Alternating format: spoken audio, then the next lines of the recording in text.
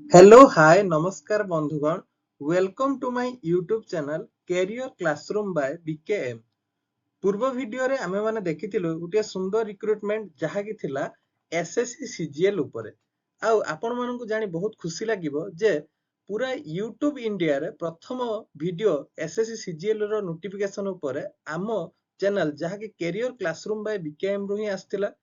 आशा करूची भिडियोटी आपण मानक पई बहुत उपकारी होइथिबो। आउ आपण माने भी मध्य बहुत सारा भल पाइबा दैचंती भिडियोटी को सेमिति आगु मध्य भल पाइबा देउथिबे। सेही परि आजि मु गुटे सुंदर रिक्रुटमेंट नै आछी। रिक्रुटमेंट तिर ना हेउची इंडियन कोस्ट गार्ड जेउथिरे 500 प्लस वैकेंसी रहिची। आउ एई वैकेंसी टी प्लस 2 पिला मानक पई अति खुशी रो खबर। तेणु भिडियोटी रे चलंतु देखिबा यार सैलरी केते अछि, आउ एज केते कोन, आउ क्वालिफिकेशन कोन कोन आवश्यक अछि। तेणु भिडियोटी को आरंभ करिया पूर्वरु मु आपण मानक गुटे कथा कहिबाकू चाहू अछि जे आपण मानक मध्यरु बहुत लोक भिडियोटी को देखुचंती किंतु चैनल टी को सब्सक्राइब करनांती। जदि आपण माने चैनल टी को सब्सक्राइब करन्ते ताहले आम मानक मध्य प्रोत्साहन मिलंता आहुरी अनेक गुडिए भिडियो एई रिक्रुटमेंट ऊपर सब आनिया पई। तेणु मु अनुरोध करूची आपण माने भिडियोटी को देखिबा सहित चैनल टी को सब्सक्राइब करंतु। एबे चलंतु देखिबा जे इंडियन कोस्ट गार्ड रो एप्लीकेशन फी केते कोन अछि। देखंतु एप्लीकेशन फी जेते सब कैंडिडेट माने आपण माने अप्लाई करिवाकू चाहुचंती जनरली एप्लीकेशन फी तार 300 टंका रहिछि फॉर ऑल कैंडिडेट मानक पई। किंतु जेउ पिला माने आपण माने एससी किंबा एसटी कैटेगरी रु बिलोंग्स करचंती सेमानक पई कोनोसी प्रकार एप्लीकेशन फी रहिबो नाही। सेमाने संपूर्ण मागणा रे एप्लीकेशन फॉर्म टी अप्लाई करि परिबे। तेणु वर्तमान चलंतु आमे देखिबा जे एप्लीकेशन फॉर्म टी केबे ठारु स्टार्ट होची। देखंतु career classroom by BKM channel रो मुख्य उद्देश्य होची जे पिला माननकु सब रिक्रुटमेंट विषय रे अवगत कराइबा। तेणु देखंतु आजि ठारु ही अप्लाई आरंभ होची। आउ देखंतु आजि ही होची ता स्टार्टिंग डेट। आउ आजि ही मो यूट्यूब चैनल रे म आपण मानक पई नै आछी रिक्रुटमेंट टी। तेणु स्टार्टिंग डेट होची 11/6/2025 ता माने आजि ठारु आरंभ होई जाईची फॉर्म पकेबा एवं लास्ट डेट होची 25/6/2025। तेणु पिला माने आदो डेरी न करी एप्लीकेशन फॉर्म टी को पकेई दियंतु। आहुरी आपण मान तो आगु को वीडियो रे देखिबे जे सैलरी केते अछि सेईटा देखिले आपण मानक मन आहुरी खुशी होई जिवो। तेणु आजि ठारु ही जाई एप्लीकेशन फॉर्म पकेबा स्टार्ट करि दियंतु। एबे चलंतु देखिबा जे बयस सीमा केते अछि, एज लिमिट केते कोन अछि ए इंडियन कोस्ट गार्ड वैकेंसी पय। तेणु जेउ पिला मानकर मैक्सिमम बयस 22 वर्ष होई जाईछि सेटा होछि यार age limit. Maximum age limit होछि 22 वर्ष आउ मिनिमम एज लिमिट होछि 18 वर्ष। तेणु खास करी मु कहिबा गले जेउ पिला माने प्लस 2 पास आउट कर सारचंती सेमाने निश्चित रूप रे ए फॉर्म टी को अप्लाई करिबा दरकार। आउ जेउ माने सब यांत्रिक पोस्ट पय अप्लाई करचंती सेमानकर जन्मटा मार्च 1/2004 रु मार्च 1/2008 मध्य होइथिबा दरकार। आउ जेउ नाबिक माने जेउ माने सब जनरल ड्यूटी करिया पय अछि तार सब विभिन्न प्रकार पोस्ट सब अछि।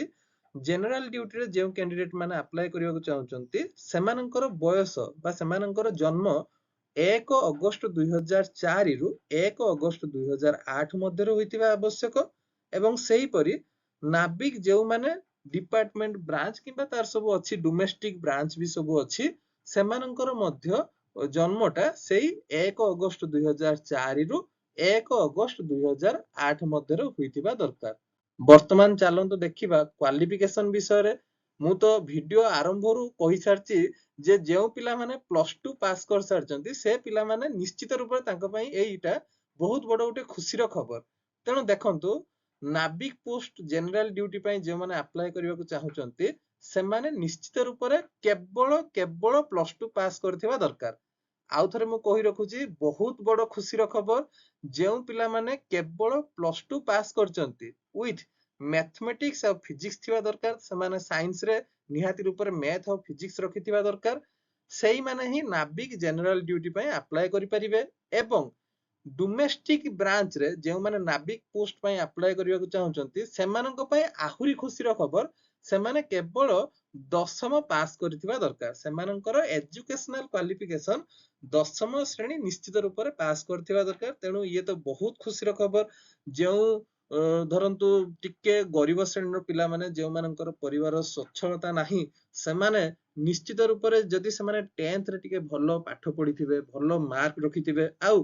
जो मानकर टिके फंडामेंटल टिके स्ट्रांग थिबो सेमानक पई तो एटा निश्चित रूप रे गुटिए भलो सुजोग नाविक डोमेस्टिक ब्रांच रे चाकरी करिया मध्ये कोनोसी गुटिए छोटो कथा नुहे आउ आपण मान तो आहुरी आश्चर्य हेबे यार सैलरी देखि जोटा कि म आगु को नै आछी वीडियोटी रे आपण माने जारी रहि थांतु आउ देखंतु यांत्रिक पोस्ट आंकर गुटे यांत्रिक पोस्ट मध्ये रहउची से यांत्रिक पोस्ट रो क्वालिफिकेशन हेउची आपण माने 10म पास करथिबा सहित आपण माने डिप्लोमा करिथिबा दरकार electrical mechanical electronics and telecommunication रे आपण माने डिप्लोमा निहाती रूप रे करथिबा आवश्यक जदि एति की क्वालिफिकेशन आपण मानको पाखरे अछि ताहले आपण माने जनरल ड्यूटी रो नाविक पई पोस्ट करि परिबे डोमेस्टिक ब्रांच रो नाविक पई पोस्ट करि परिबे एवं यांत्रिक पोस्ट पई मध्ये आपण माने अप्लाई करि परिबे तेणु वर्तमान चलंतु हमें देखिबा जे वर्तमान यार सैलरी केते कोन अछि देखंतु आज्ञा मु आरंभरु एइटाकू ही सस्पेंस रे रखितली देखंतु केते खुशीर विषय मु वर्तमान जो वीडियोटी को भी बनौची मु भी देखि भाबुची जे मु काहे कि वर्तमान एज लिमिट भितरे आसु नाही मोर तो छाडंतु मु वर्तमान जहा भी करूची आपण माने निश्चित रूप रे एई फॉर्म टी को निहाती रूप रे अप्लाई करंतु देखंतु मु वर्तमान वीडियो रे मध्ये आपण माने देखि पारथुबे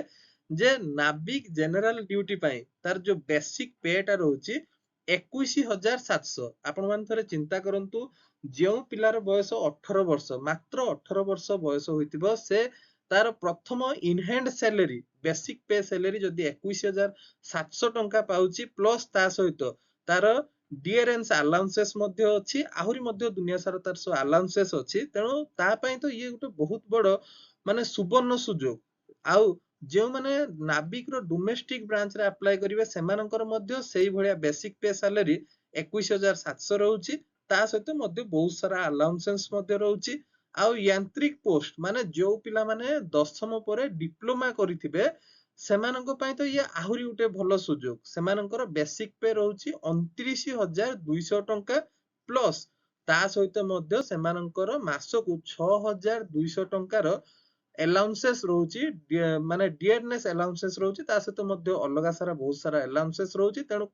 मोटा मोटी ऊपर कहिबा गले जो माने नाविक जनरल ड्यूटी और डोमेस्टिक ब्रांच रे जो माने अप्लाई करिवे सेमानकर सैलरी जोटा बेसिक पे सैलरी 21,700 रहिबो आउ यांत्रिक पोस्ट रो जदि हमें बोथ तांकर जो बेसिक पे सैलरी और डियरेंस अलाउंसेस ता जदि हमें मिसै दबा पाखा पाखी 35,000 टंका पाखा पाखी हे जाउची तेणु ये तो बहुत बड़ गुटे खुशीर खबर जे गुटे पिला जे कि 18 वर्ष बयस रु 21-22,000 टंका रोजगार करबा सहित आहुरी मध्ये अलाउंसेस रहउची तेणु सेटा मो मतरे तो निहाती रूप रे गुटे भलो सुजोग आपण माने मध्ये अप्लाई करिबा दरकार तेणु वर्तमान देखंतु जो कथाटी म आपण मानन कहउथली 500 प्लस वैकेंसी आपण माने निजे वीडियोटी रे देखंतु जे नाविक जनरल ड्यूटी पई 260 टी पोस्ट माने एटा गुटे छोटो कथा नुहे 260 टी पोस्ट रहउची केवल नाविक रो जनरल ड्यूटी पई आ यांत्रिक जो माने मेकानिकल रे करथिबे डिप्लोमा सेमानक पई 30 टी पोस्ट जो माने इलेक्ट्रिकल रे करथिबे 11 टी पोस्ट जो माने इलेक्ट्रोनिक्स रे करथिबे सेमानकर 19 टी पोस्ट रहउची आउ जनरल ड्यूटी रो नाविक पोस्ट पई जे माने अप्लाई करिवे सेमानक पई 260 टी पोस्ट माने अनबिलीवेबल जे 260 टी पोस्ट जनरल ड्यूटी नाविक पई रहिछि प्लस जो माने नाविक डोमेस्टिक ब्रांच रे अप्लाई करिवे सेमानक पई मध्ये 50 टी पोस्ट रहउछि तेणु एटा निश्चित रूप रे आपण माने अप्लाई करंतु आउ चेष्टा करंतु जेमिति एई थरो ही चाकरीटी पई आपण मानक परिवार ना को आपण उज्जवल करिवे वर्तमान ये थिला संपूर्ण वीडियोटी म आशा करछि वीडियोटी आपण मानक पई निहाती रूप रे उपकारी हेबो आउ मु आ कोन कहिबी लास्ट को ए पदे केवल कहूची career classroom by BKM channel केवल मु एटा गुटे खुलिची आपण मानको सहायतार हाथ बढ़ाया पई जेउ पिला माने टिके रिक्रूटमेंट विषय रे जानि पारु नांती केउठी कोन हेउची आउ कौन केमती अप्लाई करा जिवो सबुबेले पई म आपण मानको पाखर अछि एवं सहायता निश्चित रूप रे मो YouTube चैनल द्वारा म आपण मानको निहाती करिवे। तेणु आपण माने निश्चित रूप रे भिडियोटी को लाइक करिवे। जदि भिडियोटी भल लागिथिबो निहाती रूप रे शेयर करिवे आपण मानको सांग साथी माननकु एवं कमेंट रे जदि आपण मानकर आउ ए पोस्ट विषय किछि जानिबार अछि ताले मते निश्चित रूप रे कमेंट करंतु। मु निहाती रूप रे आपण माननको सहायतार हात बढ़ाइबी एवं चैनल टी को सब्सक्राइब करबा को भूलिबे नै। सब्सक्राइब कर सारला परे पाखरे थिबा ऑल आइकन जो घंटी टी रहउछि ताको निहाती रूप रे क्लिक करिवे। तेणु जय जगन्नाथ, जय हिंद, जय भारत।